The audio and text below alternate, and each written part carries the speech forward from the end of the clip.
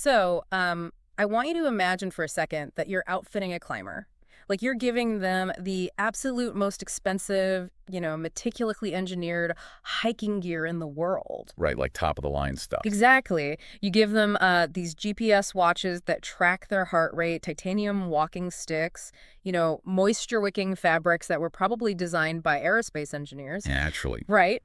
And you drop them right at the base of this incredibly treacherous mountain.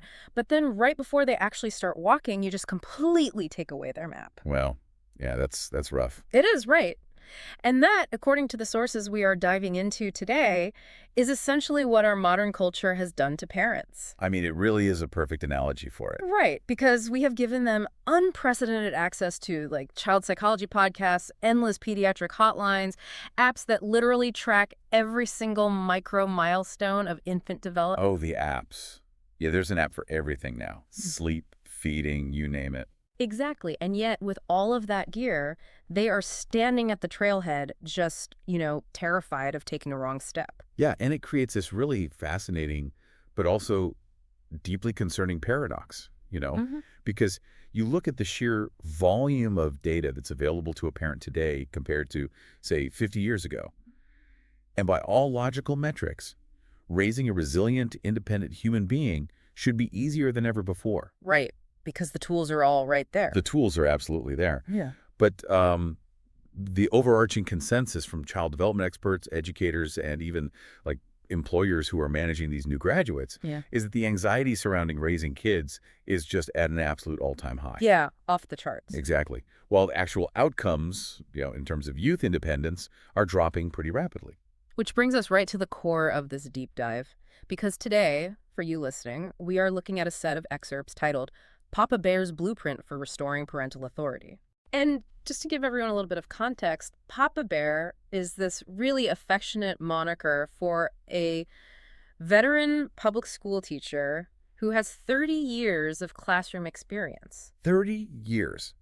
I mean, just think about that timeline for a second. It's wild. That means he started teaching before the internet was really, everywhere. Exactly. He had to navigate the whole messy dawn of the smartphone era, social media, all of it. Yeah, and he is still in the classroom today dealing with our current hyper-connected, hyper-anxious reality. Which is huge because he has interacted with thousands of students over that time and probably just as crucially, thousands of their parents. Right. And that vantage point, it's just invaluable. It really is. He is not analyzing this from an ivory tower, or some clinical laboratory where all the variables are perfectly controlled. No, he's in the trenches. Right. He's literally on the front lines observing these day-to-day behavioral shifts over 3 decades.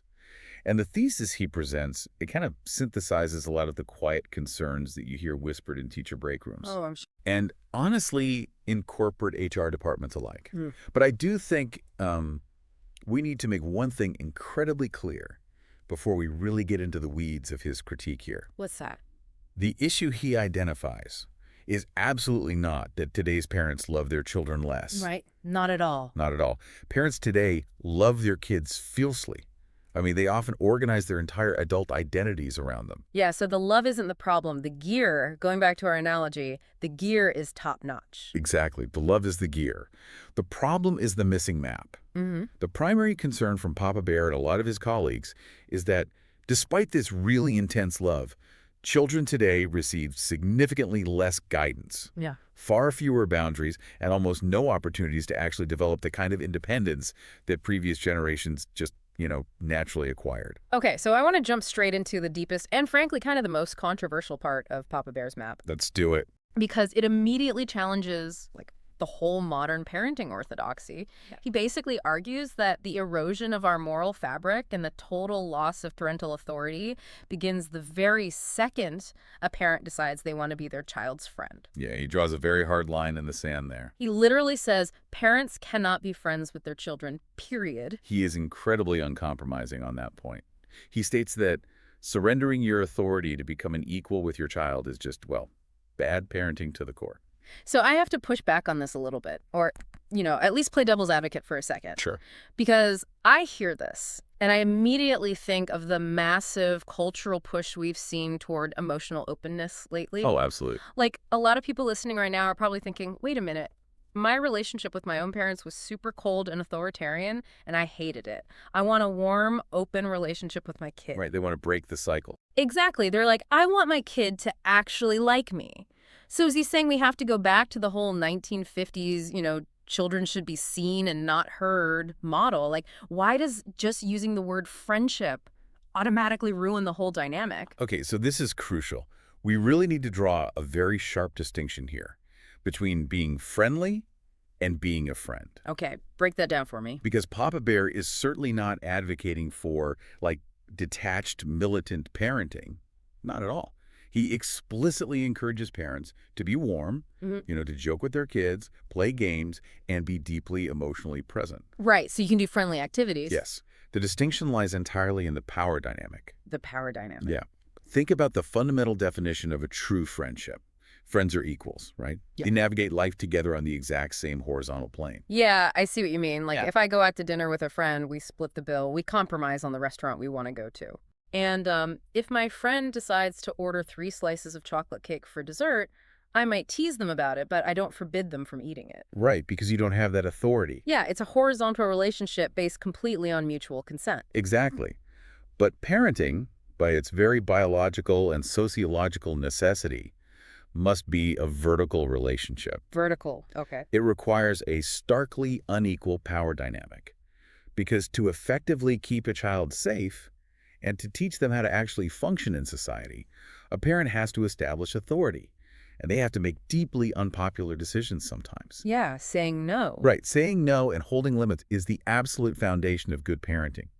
If you are operating as an equal, as a friend, you fundamentally surrender the authority that is required to enforce a boundary that your friend disagrees with. Wow. Okay, I'm trying to visualize the internal mechanism of why this fails so spectacularly. It's interesting to picture it that way. Because if I view my child as my equal, my buddy, my primary goal almost subconsciously becomes maintaining the harmony of our friendship, right? Yes, exactly. So I start naturally avoiding the word no. I start prioritizing the short-term piece of, my child liking me today over the long-term necessity of them learning, like distress tolerance for tomorrow.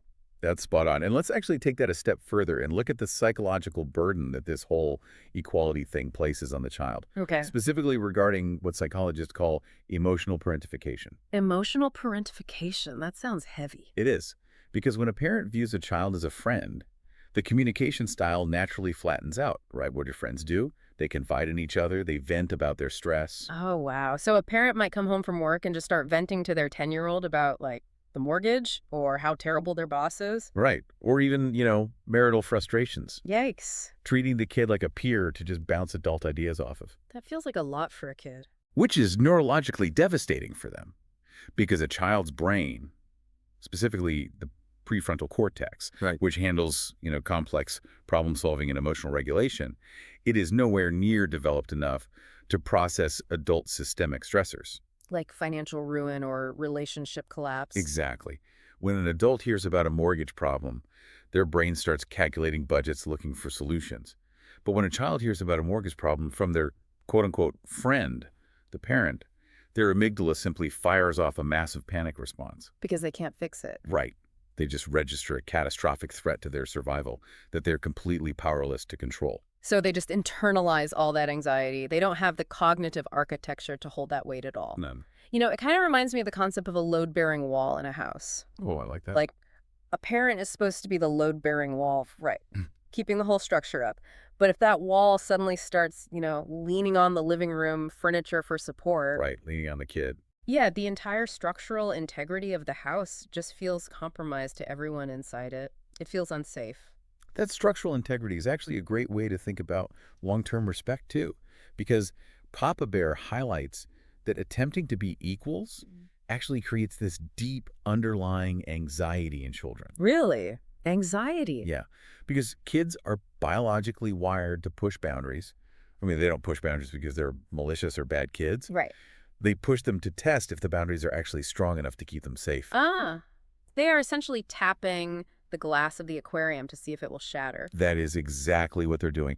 And when a parent refuses to hold that boundary, when they basically let the glass shatter because they just want to remain the cool friend, the child learns that the parent is fragile. Wow. They realize the parent is easily manipulated. And look, while the child might enjoy getting their way in the short term, staying up late or whatever, on a deeper subconscious level, it absolutely terrifies them. Because no one is in charge. Exactly.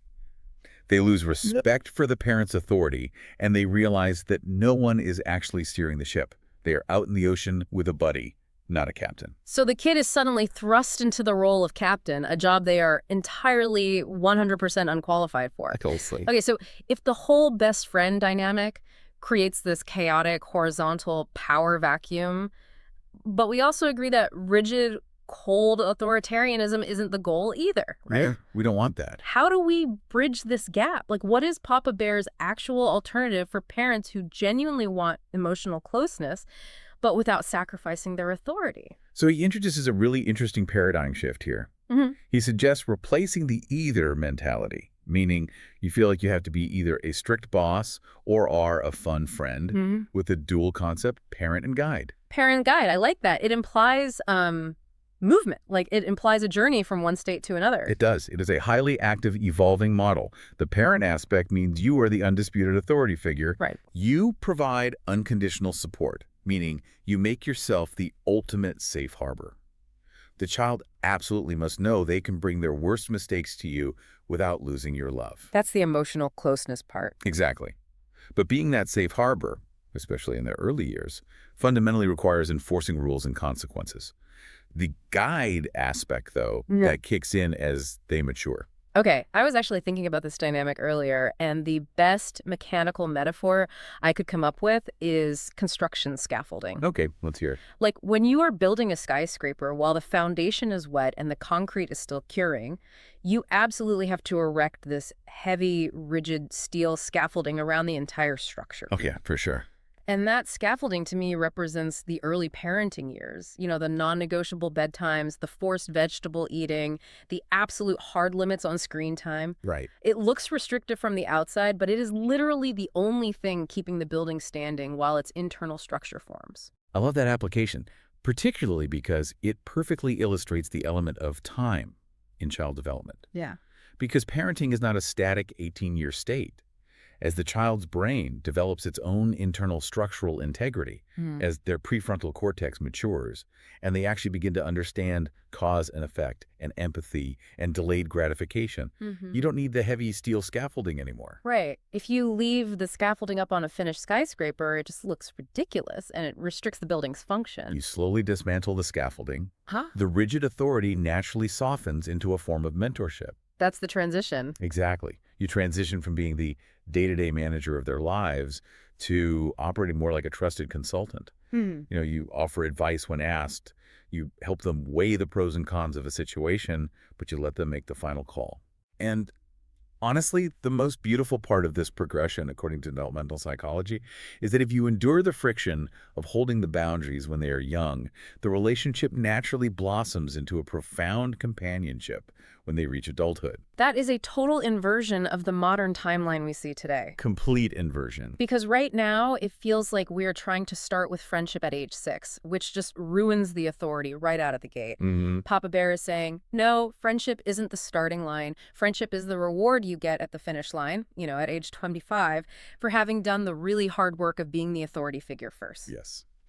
By attempting to skip the difficult, deeply unpopular phases of limit setting, parents actively sabotage their child's ability to become an adult who is actually capable of being a good friend to anyone, including the parent. Wow. But if we look at why parents are so eager to rush to be friends, I think it leads directly into how they handle adversity. How so? Because, think about it. If I view my child as my equal, my buddy, my immediate biological and emotional instinct is to eradicate any pain they experience, right? Of course. If my best friend is suffering, I step in to fix it immediately. But if I am their guide, my job description fundamentally changes. A guide sometimes has to stand back and just watch the person they are guiding stumble over a root on the trail. Which transitions us perfectly into the whole phenomenon of overprotection. Yes. Or what is colloquially known as helicopter parenting. The dreaded helicopter parent. Exactly. And Papa Bear notes that this is perhaps the most visible failure of the modern parenting era. Parents today are engaged in what feels like a systemic campaign to eradicate all friction from their children's A lives. bubble wrap generation. Like Right. if a kid forgets their diorama on the kitchen counter, the parent immediately leaves work to drive it to the school. Oh, constantly. Or if they don't get the starting position on the soccer team, the parent is like immediately in the coach's inbox demanding an explanation. They're acting like snowplows. Snowplows. Yep. Just clearing the road ahead of the kid so the kid never hits a single bump. Exactly. So let's examine the neurology of distress tolerance to understand exactly why this snowplow method is so damaging. Okay, let's get into the science of it. Because resilience, the actual ability to encounter a setback, regulate your emotional response, and then formulate a new plan, it is not a genetic trait you are simply born with. It's not. No, it is quite literally a neural pathway that must be insulated and strengthened through actual experience. Psychologists refer to this as the necessity of desirable difficulties. Desirable difficulty. Yeah. So a little bit of stress is actually required to build the brain. Absolutely. When a child encounters a manageable failure, say, they forget their homework and they get a 0 for the day, their nervous system experiences a spike in stress hormones. Cortisol, adrenaline, yeah. Right. And it feels bad. But sitting with that bad feeling, surviving it, and realizing the world didn't actually end, that is what prompts the brain to adapt. Mm-hmm. It builds the behavioral muscle to remember the homework tomorrow. But when a parent swoops in and delivers the forgotten homework, they hijack that entire neurological process. They short-circuit it. Exactly. Yeah. The child never experiences the stress spike, they never have to regulate it, and they never build the adaptive muscle. It is the equivalent of going to the gym with your teenager, loading up the barbell, and then just lifting the weight for them while they stand there watching. Yes. And then, 10 years later, you are shocked that they can't lift heavy things on their own. Right. It makes no sense. The cost of this comfort is just astronomical in the long term. Huge. By shielding them from a minor discomfort at age 8, parents are ensuring their children will lack the psychological infrastructure to handle the inevitable, much larger adversities at age 28. Like a sudden job loss. Or a harsh breakup, or a health crisis. True self-confidence only emerges from encountering a difficult problem, failing initially, and then eventually overcoming it through your own effort. So, I have to venture a theory on this. Okay, let's hear it. Because it just boggles the mind how pervasive this snowplow parenting is. Are parents running the forgotten lunchbox to school because they genuinely possess so much empathy that they cannot tolerate their child feeling the sting of hunger or failure? Right. Or, and this is the darker theory, is it because our culture has so deeply enmeshed the child's performance with the parent's ego that the parent cannot tolerate the school thinking they are a bad parent? Oh, wow. That is a phenomenal question. And honestly, sociological observations suggest it leans heavily toward the latter. Really? Yeah. We have culturally shifted from viewing children as independent beings who are developing at their own messy pace to viewing them as extensions of the parent's personal brand. The parent's brand. Wow, so the child's report card is basically the parent's performance review. Yes, exactly that. In many modern circles, a child failing a test or getting a detention isn't viewed as a normal, necessary friction point in child development anymore. It is perceived as a public indictment of the parent's competence. So when the parent rushes in to fix the forgotten project, they are fundamentally soothing their own anxiety about how they are perceived by the community. Oh, that makes so much sense. Right, rather than prioritizing what the child actually needs to learn in that moment. They manage their own emotional discomfort by micromanaging the child's environment. And if we follow that logic, it explains why this instinct to protect doesn't just stop at the front door of the house. Right, it bleeds out. It bleeds out into the community and completely alters the power dynamic between the child and the rest of the world. Because if a parent's ego is tied to the child's perfection, what happens when an outside authority figure, like a teacher or a coach, points out that the child isn't perfect? Yeah, that's where things get really messy. This is where Papa Bear's 30-year perspective is most chilling, honestly. What does he say? He outlines this massive systemic shift in how parents interact with outside authority. The default posture has shifted from partnership to aggressive defense. Aggressive defense. Like the era of the defense attorney parent. Precisely. The sources indicate that, 30 years ago, if a student was disruptive in class and the teacher called home, the parental response was generally collaborative. Right, they work together. The parent aligned with the teacher's authority, and the child faced compounding consequences at home. The school's boundary was reinforced by the home's boundary. Hmm. But today, Papa Bear reports that the immediate default response from parents is often to litigate the teacher's claim. Oh yeah, my child would never do that. Right. Or you must have misunderstood the context. Or you are singling my child out because your classroom management is poor. They immediately defend the child rather than correct the behavior. Exactly. It's like the parent has hired themselves as the child's crisis PR team. PR team, that's perfect. They aren't trying to find the truth. They are just spinning the narrative to protect the brand. So let's break down what happens inside the child's mind when they watch this happen, when they watch their parent verbally dismantle a teacher just to get them out of trouble. It creates a catastrophic distortion of the child's internal locus of control. Okay, explain that. When a parent constantly runs interference against any external critique, the child learns that they are never actually at fault. Any criticism is framed as an unjust attack from an incompetent system. Wow. And if I am never at fault, I never have to change my behavior. Exactly. Furthermore, it destroys the child's ability to respect any outside structure. If a child watches their parent constantly undermine, argue with, and disrespect the authority of a referee or a coach or a teacher, that child internalizes a very dangerous lesson. So what's the lesson? The rules do not apply to me, and if I ever face a consequence, a higher power will bail me out. And then what happens when they grow up? Well, when that child enters the workforce, they are suddenly shocked to find that their manager expects them to accept constructive criticism without an argument. And there's no PR team left to spin their missed deadlines. Ouch. But, if they aren't experiencing any friction or accountability outside the home because their parents are constantly fighting the refs, how is that lack of friction manifesting inside the home? Like, what does the daily routine actually look like? Yeah, that's the next big piece. Papa Bear points to two specific areas within the home where accountability has just completely collapsed. Okay. The unchecked dominance of technology and the near total abandonment of personal responsibility, specifically regarding chores. Oh, man. Let's dive into technology first, because it feels like the digital elephant in every single living room right now. It really is. And frankly, it's the hardest battle to fight. The issue of excessive screen exposure is undeniably one of the most severe challenges facing the modern family unit. For sure. And Papa Bear's stance on this is uncompromising. He says smartphones and unregulated social media access are actively stunting emotional and social development, and the responsibility to enforce limits falls entirely on the parents. I mean, I understand his hardline stance, but let's be realistic about the exhaustion factor here for a second. True. If you are a parent who just worked a 9-hour shift, battled an hour of traffic, and now you have to cook dinner and do laundry, handing a 7-year-old an iPad is the absolute fastest, most effective way to buy yourself 45 minutes of silence. Yeah. It is the path of least resistance. It is. It is the ultimate digital pacifier. But we really have to look at the neurochemical trade-off that's happening during those 45 minutes. Right, the dopamine.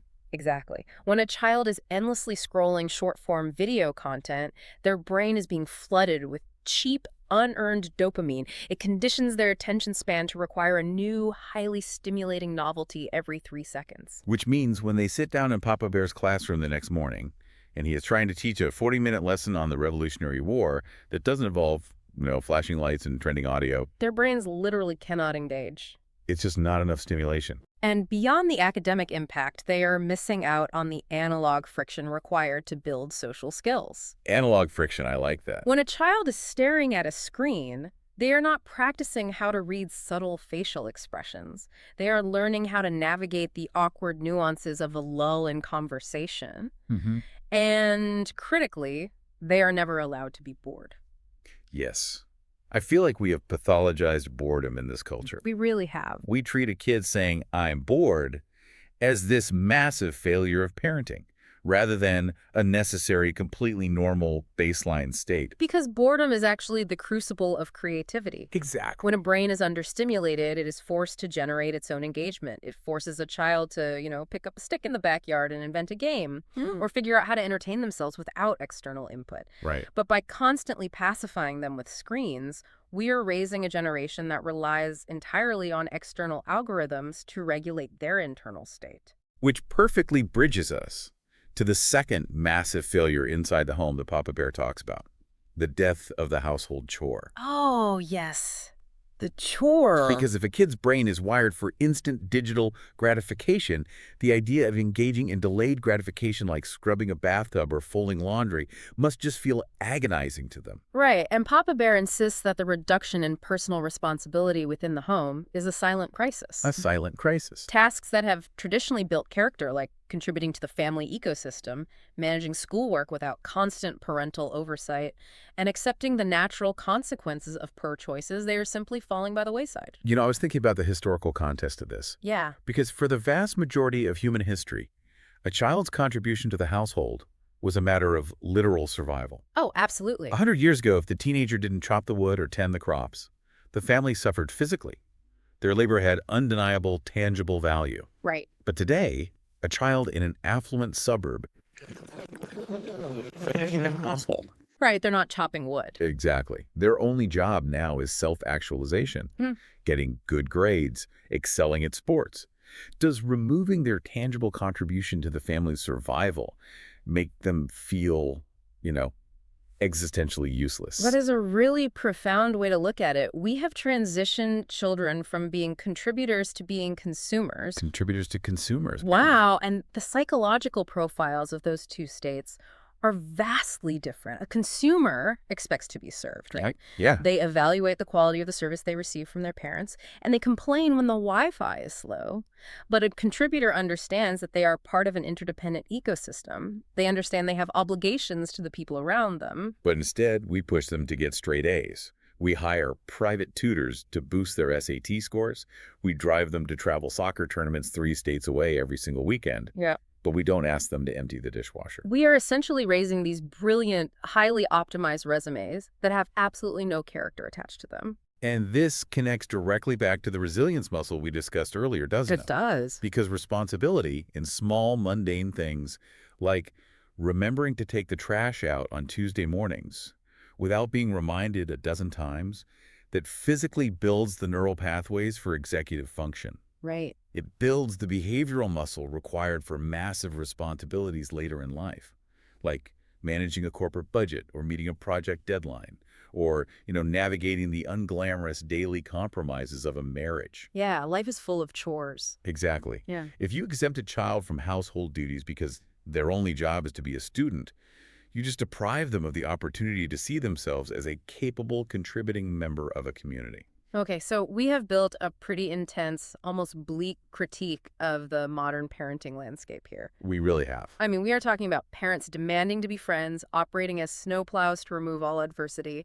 acting as defensive PR teams against teachers, surrendering the home to screens, and abandoning chores. It paints a very rough picture. It does, but I want to halt the critique for a second because I want to ask the most vital question of this entire deep dive. Okay, what is it? Why is this happening on such a massive scale? Yeah. Because I refuse to believe that millions of parents just woke up in the year 2010 and maliciously conspired to ruin their kids' resilience. Right. Of course not. Parents love their kids.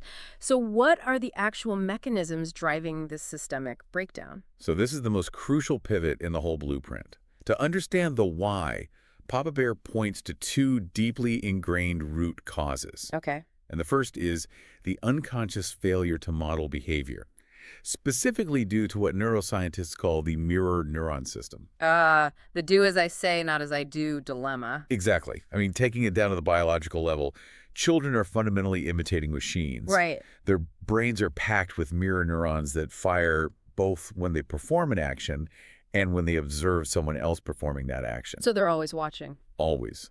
They are terrible at listening to lectures, but they are unparalleled observers of behavior. So we are essentially broadcasting our true values to them 2004/7 through our actions, completely bypassing whatever verbal lectures we are giving them. Yes, and Papa Bear notes the extreme hypocrisy present in a lot of modern homes.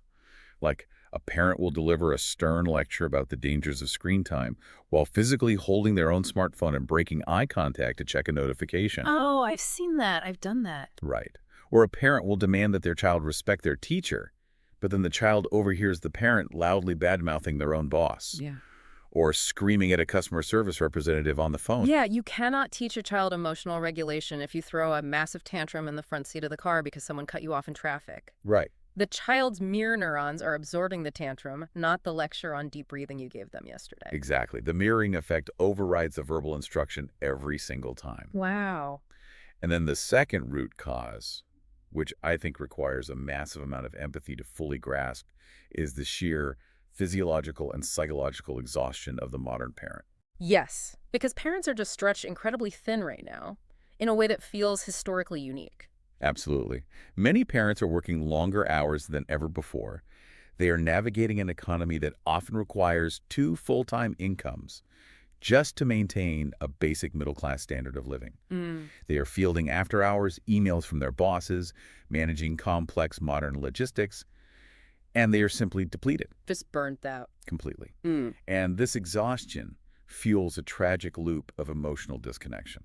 Walk me through the mechanics of that loop. Like, how does economic exhaustion directly sever the emotional connection with the child? Okay, so it begins with a scarcity of time and energy. Because the parents are depleted, the quantity of unstructured family interaction just declines. Right. When you're exhausted, you don't have the bandwidth to sit down and play a board game or have a long, meandering conversation about nothing. You default to logistics. Did you do your homework? Brush your teeth, get in the car. Exactly. It becomes a purely transactional relationship. Transactional, that's sad. It is. And when interaction becomes purely transactional, children begin to feel emotionally unseen. Yeah. As that emotional communication suffers, a protective wall goes up. The child stops sharing the nuanced details of their day. They close off. Right. And simultaneously, the exhausted parent loses the bandwidth to even notice the subtle behavioral cues that indicate the child is struggling. The communication gap just widens and widens until the parents become entirely unaware of their children's actual internal lives. You know, I was trying to think of a metaphor for this earlier, and it feels like having two very complex apps running simultaneously on the exact same smartphone, but they are completely walled off from each other. Oh, that's a good one. Like they are burning through the same battery, utilizing the same hardware, living in the exact same device, but they cannot share data. Right. We are living under the same roof, but we are existing in entirely different psychological ecosystems. That is a starkly accurate assessment of the modern household. The parents are desperately trying to provide for the child financially and logistically. But the sheer effort required to do so in the modern economy starves them of the time and emotional energy required to provide for the child developmentally. Which means we can't just point the finger at individual parents and tell them to, try harder. No, not at all. If the entire system is designed to exhaust them, there is a much broader macro context at play here. And this is where Papa Bear, despite 30 years of dealing with the frustrating fallout of these parenting choices, he pulls the lens back and offers a profound defense of the modern parent. Okay, good. We need that. He makes it unequivocally clear that many parents are deeply involved, fiercely committed, and trying absolutely everything in their power to do right by their kids. They are playing the hand they were dealt, but the rules of the game changed halfway through the match. That's exactly it. The environment they are navigating is completely unprecedented. Think about the psychological minefield of the modern era. A parent in 1990, they worried about their kid getting into a physical fight at the playground. But once the kid was home, inside the house, they were safe. Right. A parent today has to worry about an anonymous cyberbully destroying their child's reputation on a global platform while the child is sitting completely alone in their bedroom at 2 in the morning. The perimeter of safety has just completely dissolved. Dissolves, yes. You add in the constant online safety concerns, shifting family structures, and just an overall societal pace that demands 247 productivity. I mean, it's a miracle anyone is managing to hold it together at all. It really is. And because of this macro environment, Papa Bear's strongest and final criticism isn't actually directed at the parents. Who is it directed at? Society. His ultimate conclusion is that society as a whole, our communities, our public schools, our corporate structures, our governments, has fundamentally failed to adapt to support children in this rapidly accelerating world. You know, we always hear that ancient proverb, it takes a village to raise a child. But looking at this blueprint, it feels like the village packed up, moved away, and didn't leave a forwarding address. The village is completely fractured. I mean, think about it. If corporate culture demands 247 email availability from their employees, those employees physically and mentally cannot be fully present, authoritative parents. It's impossible. It is. If city planning creates communities that lack safe, unstructured play spaces, kids will inevitably default to screens for entertainment. Right. If schools are massively overwhelmed, underfunded, and focus strictly on standardized testing, behavioral and character issues will naturally spill over into the home. So Papa Bear is basically pointing out the immense hypocrisy of a society that places the entire crushing burden of navigating this digital age solely on the isolated nuclear family. Yes. And then society acts shocked when the parents buckle under the pressure and start acting like defensive snowplows. Exactly. We failed to provide the societal infrastructure, the map, to guide them through this entirely new terrain. Wow. So bringing all of these complex threads together and speaking directly to you listening to this right now, Yeah. whether you are in the chaotic trenches of parenting a toddler right now, What? or navigating the moody, silent waters of raising a teenager, or whether you are, an aunt, a mentor, or a manager dealing with young new hires in the workplace. Understanding this blueprint completely shifts how you view the youth in your life. It shifts the entire paradigm. It really moves us away from this grumpy generational frustration of, oh, kids these days lack work ethic and stare at their phones too much. Right, that old cliche. And it moves us toward a place of deep empathetic understanding. It helps you see the authority and the guidance they have been systematically denied and the firm structure their brains are silently, desperately craving. To synthesize the core takeaways from Papa Bear's 30 years of observation, if we want to restore balance and raise resilient, capable humans, we must be willing to embrace the unequal, uncomfortable power dynamic of parenting. We must establish the authority first, allowing it to slowly dismantle into mentorship and eventually friendship, only as the child's brain matures. Right. We must have the profound courage to let our kids fail, to let them feel the sting of discomfort, because that is the only mechanism by which true resilience is forged. Yeah. We must hold them accountable, operating as partners with their teachers rather than defensive PR agents.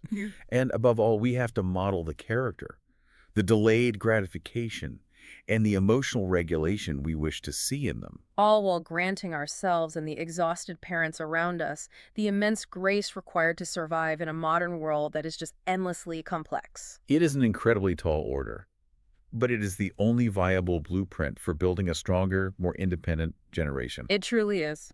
And as we wrap up this deep dive today, I want to leave you with one final lingering thought that builds on everything we've uncovered here. We talked heavily about how Papa Bear noted that our broader society, the businesses, the governments, the city planners, has just failed to adapt to support children. We discussed how the traditional geographical village is fractured and gone. Right. So if parents are currently stretched to their absolute physiological and economic breaking points, and the old map of the neighborhood village is obsolete, what if the future of raising resilient, independent kids doesn't rely on forcing the isolated nuclear family to just try harder on their own? Oh, that's an interesting thought. Right. What if the solution requires entirely new, modern community structures, like new ways of sharing the burden of mentorship, boundary setting, and digital regulation that we haven't even invented yet? Wow. We started this conversation talking about a climber who has all the best high-tech hiking gear, but is missing the map. Maybe it is time we stop frantically searching for the old map that was drawn for a world that no longer exists, and start drawing a completely new one together. Something to think about.